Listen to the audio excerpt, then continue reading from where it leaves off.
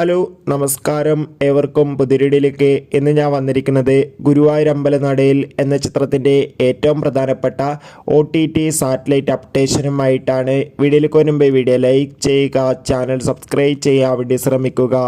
പൃഥ്വിരാജ്, ബേസിൽ Joseph, അനുഷര Rajan, Nikhila Vimala എന്നൊക്കെ പ്രധാന കഥാപാത്രങ്ങളായെത്തിയ ചിത്രമായിരുന്നു ഗുരുവായൂരമ്പലനടയിൽ. ചിത്രത്തിന് അതിഗംഭീരമായ പോസിറ്റീവ് റെസ്പോൺസ് തന്നെ സ്വന്തമാക്കാൻ വേണ്ടി സാധിച്ചിട്ടുണ്ടായിരുന്നു. അതുകൊണ്ട് തന്നെ എല്ലാ സിനിമാ പ്രേമികളും ഒരേപോലെയായിരുന്നു ചിത്രത്തിൻ്റെ OTT റിലീസ് അപ്ഡേഷൻ അറിയാൻ വേണ്ടി കാത്തിരുന്നത്. ഇപ്പോൾ ഇതാ ഗുരുവായൂരമ്പലനടയിൽ എന്ന ചിത്രത്തിൻ്റെ OTT സാറ്റലൈറ്റ് അപ്ഡേഷൻ ലഭിച്ചിട്ടുണ്ട്.